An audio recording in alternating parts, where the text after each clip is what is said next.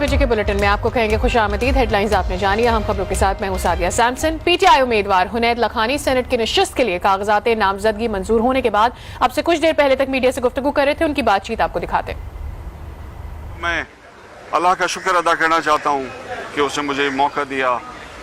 मैं अपने prime minister, अपने लीडर का शुक्र अदा करना चाहता हूँ कि उन्होंने मुझे सेलेक्ट किया और अल्हम्दुलिल्लाह यहाँ पर मेरे प्रपोजर, मेरे सेकेंडर मेरे साथ हैं। इन्होंने मेरी सपोर्ट की, पार्टी ने मेरी सपोर्ट की, मुझे नॉमिनेट किया। इनका बहुत बहुत शुक्रिया। बहुत अच्छा इंटरव्यू था, बहुत थॉरो इंटरव्यू था और अल्हम्दुलिल्लाह उन्होंने degrees immediately higher education commission से चेक करवाई, टेलीफोन पे वेरीफाई करवाई। उन्होंने हार्वर्ड यूनिवर्सिटी की डिग्री के ऊपर काफ़ी अप्रिशिएट किया। उन्होंने इंटरनेशनल कॉन्फ्रेंसेस के ऊपर काफ़ी अप्रिशिएट किया, जो कुछ 70 के करीब इंटरनेशनल कॉन्फ्रेंसेस हैं जो अंडर माय पेट्रनेज हेल्ड हुई। जो कुछ 250 के करीब इंटरनेशनल पब्लिकेशंस हैं जो मेरे पेट्रनेज में पब्लिकेशंस हुई, उन सबको बड़ा अप्रिशिएट किया। और एजुकेशन ही इस मुल्क को आगे ले जा सकती है। किसी भी मुल्क को दुनिया के आगे बढ़ने के लिए एजुकेशन की सख्त ज़रूरत है। मैं बस शुक्र अदा करूंगा और अगेन अपनी पार्टी का, अपने प्राइम मिनिस्टर का शुक्रिया अदा करूंगा और जो भी उनका डिसीजन होगा वही मेरे लिए एक्सेप्टेबल है। इंशाअल्लाह हम आगे काम करते जाएंगे। आगे बढ़ते हुए बताया कि ठट्ठा में कोरोना वायरस के बायस बंद स्कूल्स तो खुल गए हैं, मगर बुनियादी सहूलियात ना होने के बायस तलबा की तालीम मुतासिर हो रही है। सरकारी स्कूल घरों में पीने का साफ पानी और फर्नीचर ना होने की वजह से तलबा मुश्किलात से दो चार हैं। मजीद जानते हैं आज न्यूज़ के नुमाइंदे अमरलाल से। मैं इस वक्त मौजूद हूँ जिला ठट्टा के शहर घारो में। घारो हायर सेकेंडरी स्कूल, इसकी जो बुनियादें 50 साल कबल डाली गई थी और स्कूल इस वक्त मुकम्मल तौर पर बुनियादी मसाइल का शिकार है। बिल्डिंग भी टूट फूट का शिकार है, फर्नीचर भी टूट फूट का शिकार है। इसके अलावा यहाँ पर न वाशरूम की फैसिलिटीज मौजूद है, न ही यहाँ पर फर्नीचर न होने की वजह से जो बच्चे हैं वो यहाँ तो पत्थर पे बैठे हुए, यहाँ से टूटी फूटी उस बेंच पर बैठे हुए तालीम हासिल करने पर मजबूर है। यहाँ पर एनरोलमेंट भी ज्यादा है, शागिर्द भी ज्यादा है, पढ़ने के लिए आते हैं, टीचर भी मौजूद है।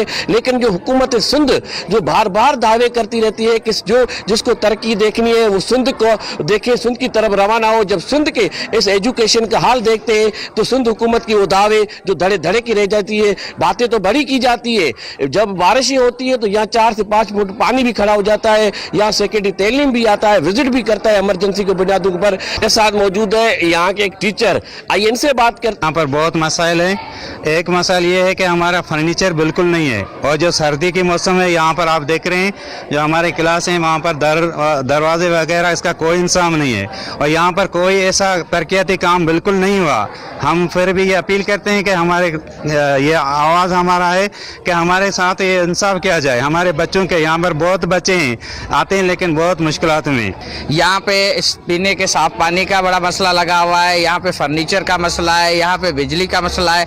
हम लोग जदीद दौर से गुजर रहे हैं लेकिन हमारा ये कदीमी स्कूल जो है बुनियादी सहूलत के फुकदान की वजह से इंतहाई कदीम ज़माने के दौर का लग रहा है। यहाँ पे फर्नीचर की इंतहाई ज़्यादा जो है ना तो शदीद जो है किल्लत है। यहाँ पे जो बिल्डिंग का काम है वो आधा में रुका हुआ है।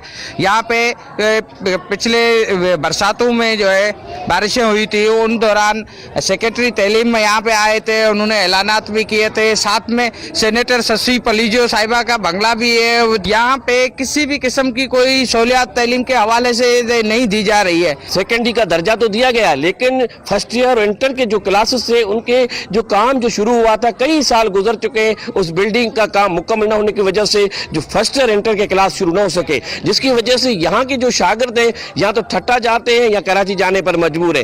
हुकूमत सिंध यहाँ पर अपग्रेड करके इसको नाम तो दे दिया गया लेकिन यहाँ पर कोई भी फैसिलिटी नहीं दी गई। इस स्कूल की बात की जाए, यहाँ पर खिड़कियाँ और दरवाजे भी मौजूद नहीं है। जो सर्दी की मौसम होते हैं जिसमें बच्चे तालीमी और तंदुरुस्ती जो पढ़ते हैं वो भी सख्त मुतासर होते हैं, जिसकी वजह से मुख्तलिफ तरीके से लोग यहाँ पर जो अपने बच्चे छोड़ते हैं वो भी इंतहाई मजबूरी में छोड़ते हैं। क्योंकि यहाँ पर ये गारो जो हाई स्कूल है ये पूरी साइली इलाकों को कवर करता है। यहाँ 1000 से ज्यादा बच्चे पढ़ने के लिए आते हैं।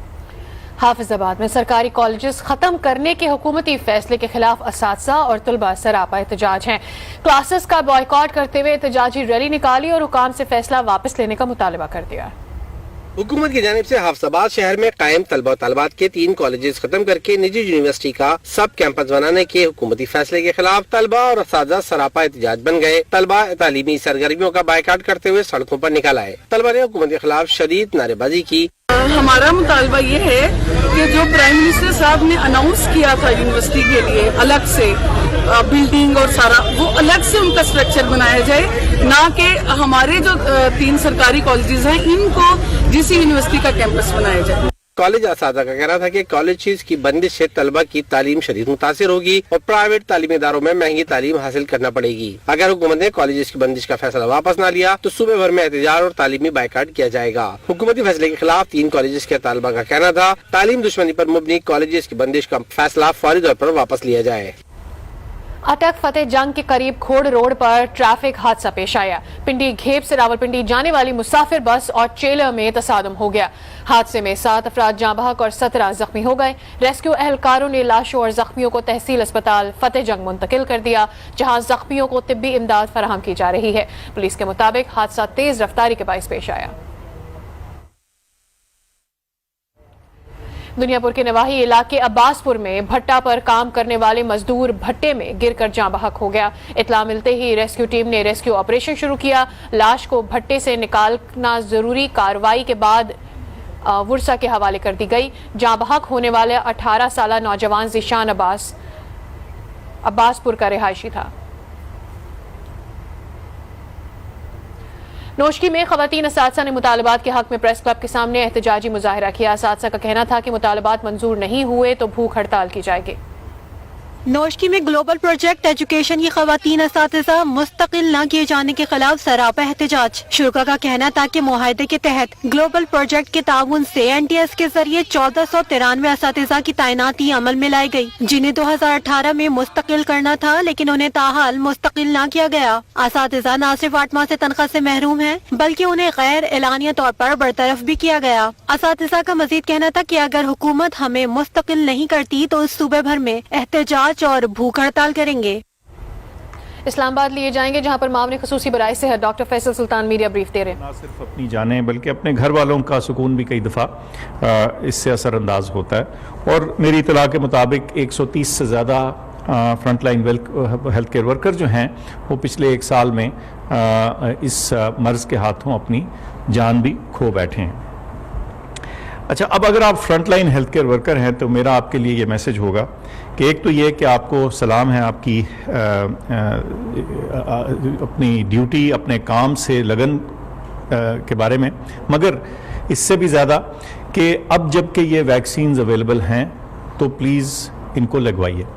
इससे आप भी बचेंगे और आपकी सेहत भी इंशाल्लाह कायम रहेगी और हमारे हेल्थ केयर सिस्टम की पायदारी के लिए, मजबूती के लिए आपकी जो गिरा कदर खिदमात हैं वो जारी रह सकेंगी।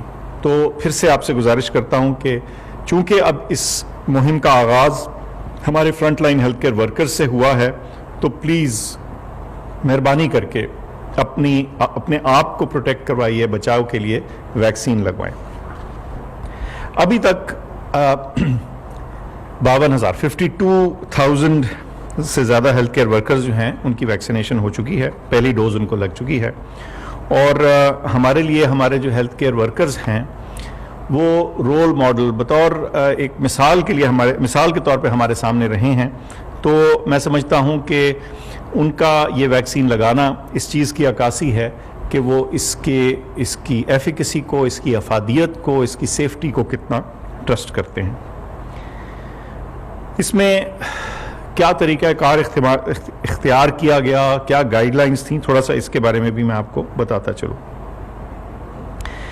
एक छोटी सी तब्दीली हमने जो अपने सिस्टम में की वो ये कि शुरू में जो front line health care worker थे उनको एक लिस्ट के मुताबिक वो प्री रजिस्टर होते थे और फिर उनकी बारी आती थी। इसमें एक थोड़ी सी तब्दीली ये हमने की है और इस सारे मामले को ज़्यादा आसान बनाने के लिए और मौसर बनाने के लिए एक छोटी सी तब्दीली। वो क्या है कि अगर आप front line health care worker हैं जिसकी उम्र 60 से कम है, ये 60 वाला मसला भी मैं अभी आपको समझा देता हूँ, लेकिन अगर आप front line health care worker हैं और आपकी 60 से उम्र कम है तो आप पहले तो आपने करना यह होता था कि अपना नंबर में मैसेज करते थे और वैक्सीनेशन सेंटर असाइन होने का इंतज़ार करते थे। तब्दीली ये की गई है कि अब आप सिर्फ अपना नंबर 1166 को CNIC नंबर, और ये भी बताता चलूँ उसमें डैश वगैरह ना डालिए, जो पूरे नंबर हैं बस वो लिखिए, नाम भी लिखने की जरूरत नहीं, सिर्फ CNIC 1166 SMS करें और अपने करीबी वैक्सीनेशन सेंटर को विजिट करें। और जो लिस्ट है वैक्सीनेशन सेंटर्स की वो ncoc.gov.pk पर मौजूद है, तो अपने करीबी सेंटर को विजिट कीजिए और आप जब वहां जाएंगे तो वहां आपकी वैक्सीनेशन मुमकिन बनाई जा सकती है।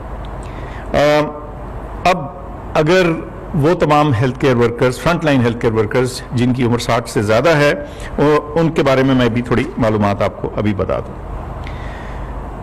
अच्छा, अब जो दूसरा मरहला हमारा वैक्सीनेशन का है उसके बारे में बहुत अरसे से हम बता रहे हैं कि वो 65 से ज़्यादा उम्र के लोगों के साथ शुरू किया जाएगा, उसका आगाज़ वहाँ से होगा। अच्छा, 15 फरवरी से हमने अनाउंस किया कि जो अगला मरहला है उसके लिए आप अपने आप को प्री रजिस्टर या रजिस्टर करवाना शुरू कर दें अगर आपकी उम्र 65 से ज़्यादा है।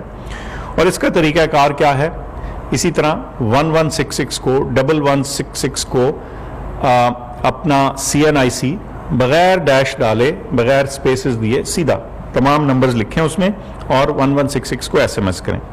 और फिर उसके ज़रिए जो जवाब आएगा उसके ज़रिए जो मज़ीद आपको मालूमात हैं उसके ज़रिए पता चलेगा कि क्या तरीक़ाकार इख्तियार किया जाएगा। ये आपको बता दूं कि इसका आगाज़ इंशाअल्लाह हमें पूरी उम्मीद है कि मार्च के शुरू से हो जाएगा, के आगाज़ से हो जाएगा। इसमें अगर आप बाकी तफसीलात देखना चाहें तो NCOC की वेबसाइट पे भी वो मालूमात मौजूद हैं, वफाकी वजारत सेहत की वेबसाइट पे और फेसबुक और ट्विटर और इंस्टाग्राम अकाउंट्स के ऊपर भी ये सारी इंफॉर्मेशन मौजूद है अगर आपको फर्दर मालूमात चाहिए हो। अच्छा, ये भी सवाल पूछा जा सकता है कि आखिरकार 65 से ज़्यादा की उम्र का क्यों हमने इंतखाब किया इस वैक्सीन को, जब हम आम शहरियों के लिए शुरू करेंगे हेल्थ केयर वर्कर्स के अलावा।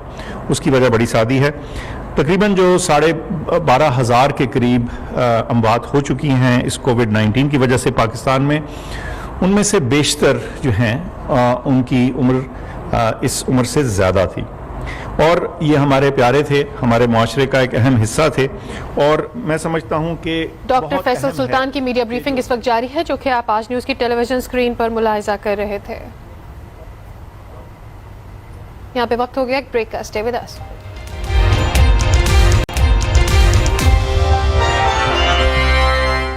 Welcome back again. अभी आपको बताएं कि सिंध के तीसरे बड़े शहर सखर में आबादी में इजाफे के साथ साथ ट्रैफिक के मसाइल भी बढ़ गए हैं।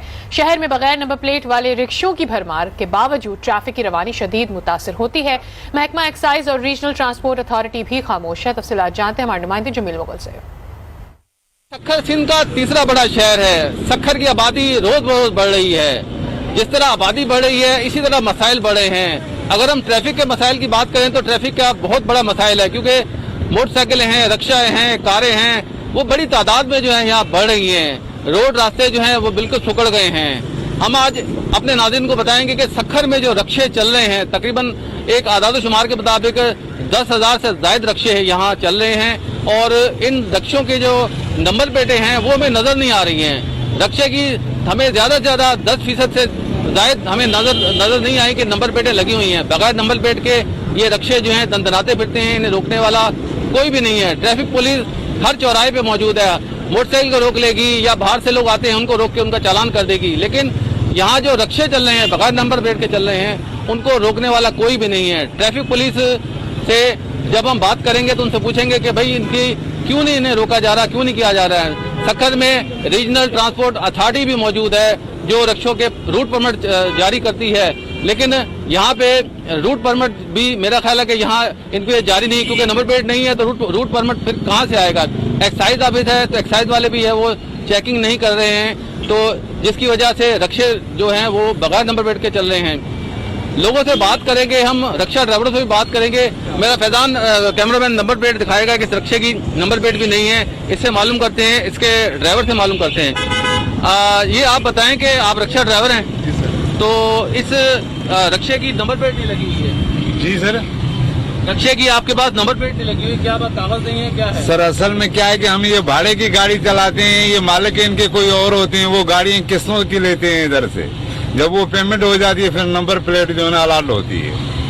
तो अभी इसके नंबर नहीं लिया गया? सर ये गाड़ी किस्तों की है ना इधर से। लेकिन नंबर तो कोई होगा ना? सर असल में क्या है कि जब पेमेंट हो जाती है ना उसके बाद कागजात दिए जाते हैं, फिर वो जो है ना उनके कागजात बना। ट्रैफिक पुलिस वाले कोई भी रोकते हैं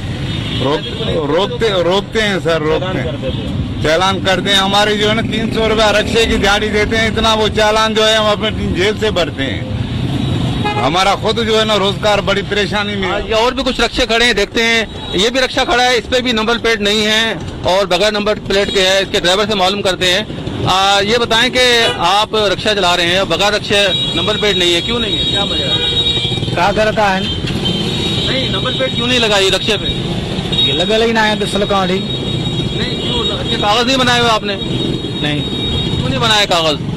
क्या करते बनावे लाए? आपके पास लाइसेंस है? आपके पास लाइसेंस है? हाँ लाइसेंस है। हाँ ट्रैक्टर का सारा लाइसेंस है, अभी नहीं है। कागजात हैं गाड़ी के कागजात हैं? हाँ कागज इतना है ना। ये गाड़ी के कागजात भी इसके रक्षे के भी नहीं बने, और भी रक्षे खड़े हुए हैं। मेरा कैमरामैन फैजान दिखाएगा। ये रक्षा देखिए, इस पे सिर्फ मोबाइल नंबर लिखा हुआ है, उस पे गाड़ी का नंबर नहीं है। एक और रक्षा है, ये देखें, इस पे भी नंबर प्लेट नहीं लगी हुई है और ये भी बगैर नंबर प्लेट के यहाँ है, मौजूद है। एक और रक्षा है, ये भी हम आपको दिखाएंगे कि ये इसकी भी नंबर प्लेट नहीं है और इसके ड्राइवर से बात करते हैं। इस पे भी नंबर प्लेट नहीं है। ये बताएं, आपकी रक्षे पे नंबर प्लेट नहीं लगी हुई, क्यों नहीं लगी हुई है? सर जी नंबर प्लेट होती ही नहीं है। इसकी नंबर प्लेट नहीं होती है? इसकी नंबर प्लेट, आप रोड पे गाड़ी चला रहे हैं, नंबर प्लेट तो होगी ना इसकी? हाँ नहीं है। क्यों नहीं है इसकी? नहीं होती है। नंबर प्लेट होती है, रजिस्ट्रेशन होती है, रूट परमिट होता है। रूट परमिट है आपके पास? वो चीज है, पर मतलब प्लेट हमारे को मिली नहीं है। कैसे नहीं मिली? आपने नंबर भी नहीं लगाया हुआ कोई? हाँ नंबर आगे लगा हुआ है। आपके पास लाइसेंस है? हाँ लाइसेंस है। दिखाएंगे? नहीं तो इधर नहीं है अभी। लाइसेंस भी नहीं है, कागजात भी नहीं है गाड़ी के। एक और गाड़ी है, इसको ये भी दिखाते हैं, इस पे भी नंबर प्लेट नहीं लगी हुई है। ये बताएं, आपके रक्षे में नंबर प्लेट ही नहीं है, इसके कागजात हैं? कागजात तो है सर, थोड़े पैसे नहीं है, गुंजाइश नहीं है, इसलिए हमने नंबर प्लेट नहीं लगवाए। अच्छा, आपके पास पैसे नहीं है इसीलिए नंबर प्लेट नहीं लगवाई है? रोजगार नहीं है बिल्कुल। सुबह के हम निकले हुए 8 बजे के, तकरीबन 170 रुपये हमने कमाए हैं बस। जी आप बताएंगे, ये आप देख रहे हैं कि रक्षों में नंबर प्लेटें नहीं लगी हुई है, इसके लिए क्या कहेंगे आप? सर ये रक्षों में जो नंबर प्लेटें नहीं हैं, ये दरअसल 3 तरह से खतरनाक है, क्योंकि ये हमारा वाइट शेड सक्खर है जहाँ पर बगैर नंबर प्लेट के रक्षे और चिंची चलते हैं। इसकी इम्पोर्टेंट तरीन चीज है, इसका एक वाकया भी है। आज से चंद रोज पहले मीनारे पर रक्षे से चंद खवातीन उतरी और उनके साथ जो है वो जेवरात जो पहने हुए थे वो किसी मोटरसाइकिल पे लड़कों ने लूट लाट लिए। लेकिन रक्षों की नंबर प्लेट होना इसलिए भी जरूरी है कि आया पता तो चले कि इस नंबर के रक्षे में कौन लोग गए हैं। इधर तो कोई पता ही नहीं है, कानून ही नहीं है। हमारा वाहिद शहर है जहाँ पर रक्षों की नंबर प्लेट या रजिस्ट्रेशन के हवाले से कोई कानून ही नहीं है और कोई इस पर इंतजामिया तवज्जो ही नहीं देती है। शहरी भी गिला कर रहे हैं कि इंतजामिया कोई तवज्जो नहीं दे रही, ट्रैफिक पुलिस है वो तवज्जो नहीं दे रही है। आइए कुछ और लोगों से बात करते हैं।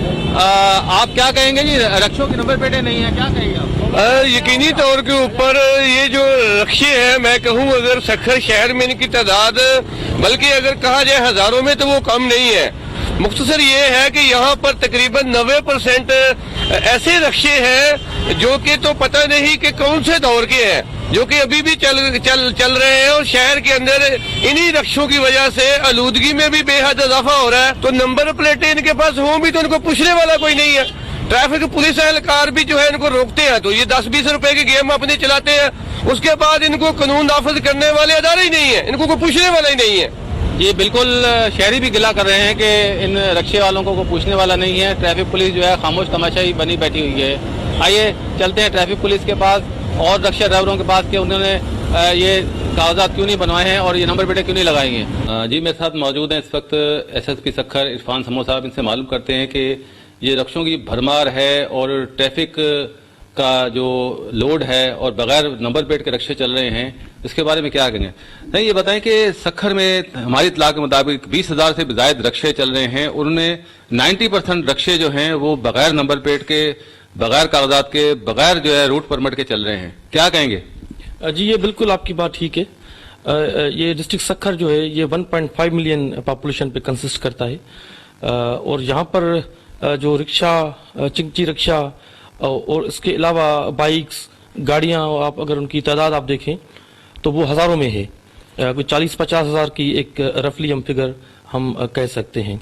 नंबर एक। नंबर दो, क्योंकि डिस्ट्रिक्ट सखर जो है ये सेंट्रली प्लेस्ड है, पंजाब और बलूचिस्तान, और एक इकोनॉमिक हब भी है, तो जो एडजॉइनिंग डिस्ट्रिक्ट्स के जो लोग हैं, इवन बलूचिस्तान से जो लोग हैं, वो भी डेली बेसिस पे यहाँ पर अपनी बिजनेस एक्टिविटीज़ के लिए यहाँ पर आते रहते हैं। पुराना शहर है, इंक्रोचमेंट्स के इश्यूज हैं यहाँ पर। रिक्शा जो है बहुत सारे ऐसे चल रहे हैं जो कि बगैर रजिस्ट्रेशन के हैं, जिनके खिलाफ हम वक्तन बवक्तन कार्रवाई भी करते रहते हैं।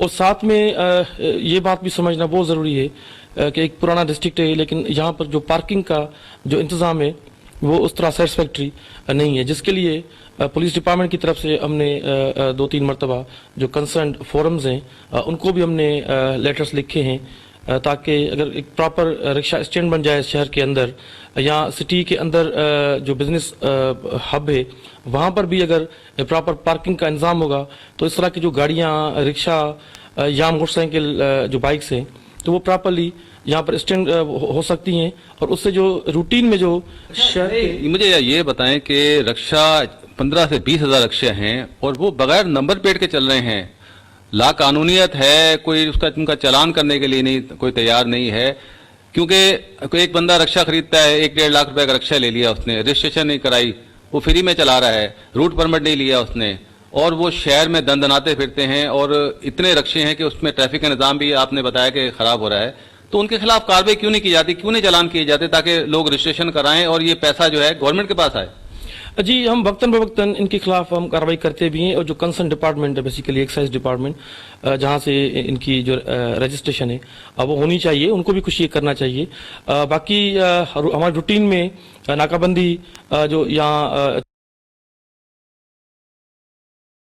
चेकिंग पॉइंट 550 की जो सीआरपीसी की लीगल प्रोसीडिंग्स होती हैं वो भी हम करवाते रहते हैं। लेकिन आपकी बात बिल्कुल ये दुरुस्त है कि जो रिक्शा या बाइक्स जो बगैर नंबर प्लेट के चल रहे हैं शहर के अंदर, नंबर एक। नंबर दो, उनकी इतनी रश जो है वो बढ़ चुकी है, क्योंकि आराम से रिक्शा मिल जाता है बगैर रजिस्ट्रेशन के, वो रोड पे आ जाते हैं, जिसकी वजह से जो ट्रैफिक इश्यूज हैं वो भी क्रिएट होते हैं। जी, आपने ट्रैफिक का हाल देखा, रक्षों की नंबर प्लेट देखी कि यहाँ पे नंबर प्लेट भी नहीं है। रक्षा ड्राइवरों से बात की, रक्षा ड्राइवरों का यही कहना था कि हम गरीब लोग हैं और हम किराए पे रिक्शे चलाते हैं, इसीलिए नंबर प्लेट हमें मालिक नहीं देता।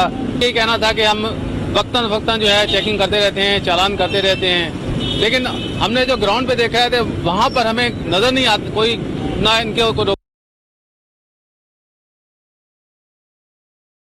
रोकने वाला है, ना एक्साइज ऑफिस रोक, ना रीजनल ट्रांसपोर्ट अथॉरिटी जो परमिट जारी करती है वो भी रोकती हुई नजर नहीं आई, और ना ही महकमा एक्साइज जो है वो किसी गाड़ी को, किसी रक्शे को रोकता नजर आया।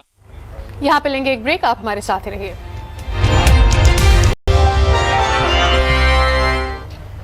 Welcome back again. बुलेटिन में खबरों के सिलसिले को आगे बढ़ाएंगे। अभी बता रहे हैं कि फलेली कनाल ऑपरेशन के मुतासरीन की जानिब से बेघर करने के खिलाफ एहतजाज का सिलसिला जारी है। मुतासरीन ने प्रेस क्लब टंडो मोहम्मद खान के सामने भूख हड़ताली कैंप लगा लिया है। मजीद जानते हैं वहाँ मौजूद हमारे नुमाइंदे मोहम्मद अंसार से। बिल्कुल, हम इस वक्त मौजूद हैं टंडो मोहम्मद खान प्रेस क्लब के बाहर, जहां पर फुलेली कैनाल ऑपरेशन के मुतासरीन एहतजाज कर रहे हैं।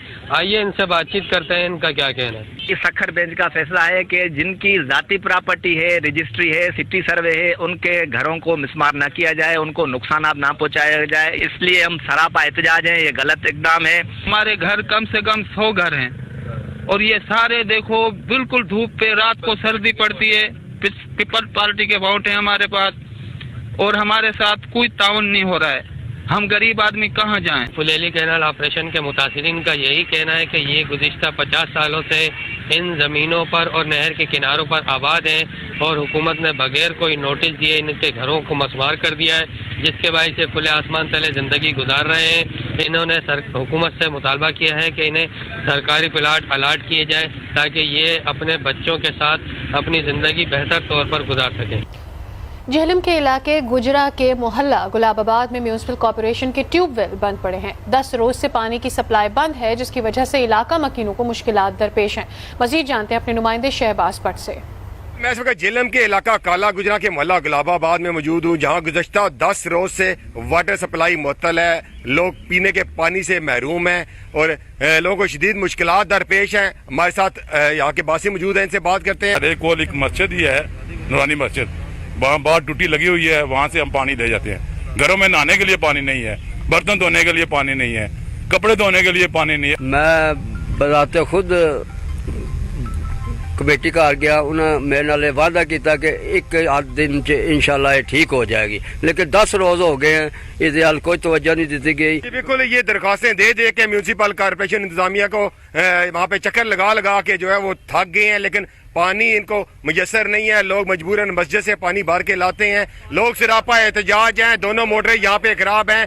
इन्होंने मुतालबा किया है डिप्टी कमिश्नर से, दीगर आला हुकाम से कि जल्द से जल्द जो है मोटरें ठीक करवाई जाएं और इनको पानी की सहूलत मुहैया की जाए।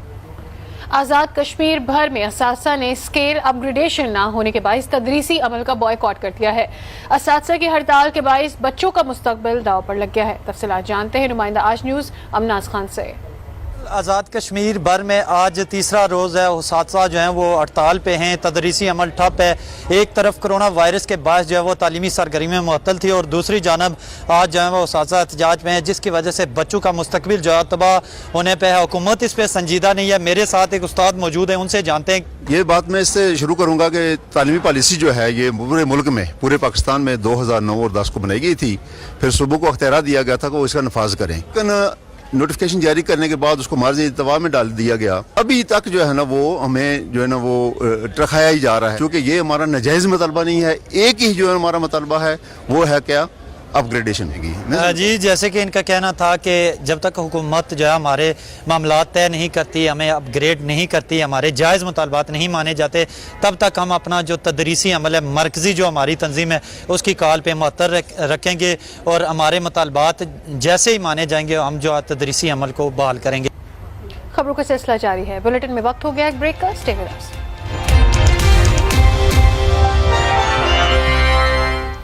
Welcome back again. बुलेटिन में खबरों के सिलसिले को आगे बढ़ाते हैं और अभी आपको बता रहे हैं कि पाकिस्तानियों की मेहनत रंग ले आई है। खत्म हो गया है तवील इंतजार। दुनिया के सबसे खूबसूरत स्टेडियम में आएगी अब क्रिकेट की बहार। पाकिस्तान सुपर लीग से पहले क्रिकेट का एक और बड़ा मेला सजेगा। गवादर स्टेडियम में सुपर है पाकिस्तान कप का आगाज होगा। खिलाड़ी खेल जमाएंगे, खूब चौके और छक्के लगाएंगे। कल गवादर डॉल्फिन्स और शोबिस शार्क्स में जोर का जोड़ पड़ेगा। मजीद जान लेते हैं, हमारे साथ मौजूद है हमारे नुमाइंदे शहरियार साजिद। जी शहरियार बताएगा। जी तो इस वक्त हम लोग मौजूद हैं दुनिया के खूबसूरत स्टेडियम गवादर स्टेडियम के अंदर, और यहाँ पर मैं पीछे दिखाना चाहूँगा जो किला नुमा आपको माउंटेन नज़र आ रहा है, इसके अकब में जो है ये स्टेडियम बनाया गया। बहुत ही खूबसूरत ये स्टेडियम है और इसी के ऊपर हम बातचीत करेंगे। मेरे साथ पाकिस्तान क्रिकेट बोर्ड के चीफ एग्जीक्यूटिव मौजूद हैं वसीम खान। अस्सलाम वालेकुम। वालेकुम सलाम जी। वसीम, सबसे पहले तो मैं पूछना चाहूँगा कि स्टेडियम कैसा लगा? बहुत खूबसूरत। मैंने बहुत ग्राउंड्स भी देखे हैं पूरी वर्ल्ड में, लेकिन पूरी दुनिया में, और लेकिन ये जो ग्राउंड है, जैसे केप टाउन की बात करते हैं, टेबल माउंटेन बैकग्राउंड में भी होता है, इतना खूबसूरत ये ग्राउंड मैंने ज़िंदगी में नहीं देखा। अच्छा वसीम, एक बात पूछना चाहूँगा, अगर बिल फर्स्ट यहाँ पे खेलते हुए बॉल चली जाती है पहाड़ के ऊपर, तो क्या करेंगे? मेरे ख्याल है फिर पाकिस्तान की टीमें बुला लेंगे उनको। ओके, यानी कि मुश्किल होगा, फिर दूसरी बॉल निकालना पड़ेगी। बहुत मुश्किल है भाई। दूसरा मुझे बताएं कि पाकिस्तान सुपर लीग अब तो मैचेस लाहौर और इस्लामाबाद में हो रहे हैं, कराची में हो रहे हैं, लेकिन यहाँ पर नहीं हो रहे, तो नेक्स्ट उम्मीद है कि यहाँ पर होंगे मैचेस? देखिए अभी तो बहुत चीज़ें अभी ग्राउंड के ऊपर करना है, अभी तो टाइम तो लग जाएगा, लेकिन हम कोशिश कर रहे हैं कि एक मैच PSL के बाद हम यहाँ ही खेलें एज ए फ्रेंडली मैच। और बलूचिस्तान की टीम के साथ भी हमने बात की है, इधर आके प्री सीज़न वो करेंगे सितंबर में, फर्स्ट क्लास सीज़न शुरू करने के पहले। तो आहिस्ता आहिस्ता से हम स्टेप्स लेंगे, पर पूरी उम्मीद है कि जितनी सपोर्ट PCB दे सकते हैं हम इंशाल्लाह देंगे। ओके, अच्छा वसीम, सोशल मीडिया पे बहुत ज़्यादा मशहूर हुआ है PSL का सॉन्ग, क्या कहना चाहेंगे? देखिए ये सॉन्ग जो है सब्जेक्टिव होता है, कोई पसंद करते कोई नहीं पसंद करते, लेकिन जब क्रिकेट शुरू होगा हर बंदा क्रिकेट के ऊपर ही वो फोकस करेगा। ठीक। अच्छा, दूसरा मुझे ये बताएं कि यहाँ की पिच कैसी है, बॉलिंग के लिए बेहतर है या अभी तैयार हो रही है, तैयार नहीं हुई है कम्प्लीटली, और ग्रास मुझे अमेरिकन लग रही है ये। हाँ ठीक है, देखिए ग्राउंड का वो ग्रास का थोड़ा टाइम लग जाएगा, लेकिन गोरे कहते हैं वेरी लश एंड ग्रीन, तो इसका थोड़ा बेडिंग डाउन का टाइम लग जाएगा। विकेट बहुत फ्लैट लग रही है, जैसे टिपिकली इधर पाकिस्तान विकेट्स होते हैं, तो इधर ही ऐसे ही होगा, तो बैटिंग विकेट होना चाहिएगा। ठीक है, यानी कि बैटिंग विकेट रखेंगे, और अभी लेकिन तैयार हो रही है, अभी हम कुछ कह नहीं सकते कैसी विकेट है। नहीं, विकेट ही बैटिंग वाली होगी, क्योंकि क्ले के साथ इन्हें बनाई है, लेकिन बहुत काम इसके ऊपर इन्हें किया। मेरे ख्याल है बैटिंग विकेट ज़रूर होगी कल। ओके। अच्छा, ग्रास मुझे जो है वो अमेरिकन ग्रास तो है ये, लेकिन मुझे लग रही है जैसे फुटबॉल स्टेडियम के अंदर हम देखते हैं ना, कारपेट सा बिछा हुआ होता है, बिल्कुल वैसी लग रही है। हाँ, मैं कह रहा हूँ ना कि जैसे लश ग्रीन आउटफील्ड ऐसे कभी नहीं मिलेगा पाकिस्तान में और आउट क्लब ग्राउंड में, तो बहुत खुशी हुई है ये ग्राउंड देखकर। फैसिलिटीज़ बहुत अच्छे हैं इधर, तो पूरी उम्मीद है इसको हम डेवलप करेंगे आगे भी, और नेक्स्ट 1 to 3 ईयर्स में इंशाल्लाह इसको आगे ले जाएंगे। ठीक है, thank you so much Wasim, thank you so much. Wasim Khan मेरे साथ मौजूद थे, जिनका ये कहना है कि पाकिस्तान सुपर लीग के मैचेस हम उम्मीद कर सकते हैं कि नेक्स्ट टाइम जो है वो इस स्टेडियम में करवाएं, लेकिन जहाँ की जो टीम है बलूचिस्तान की टीम, वो यहाँ पे ज़रूर जो है वो मैचेस खेलेगी।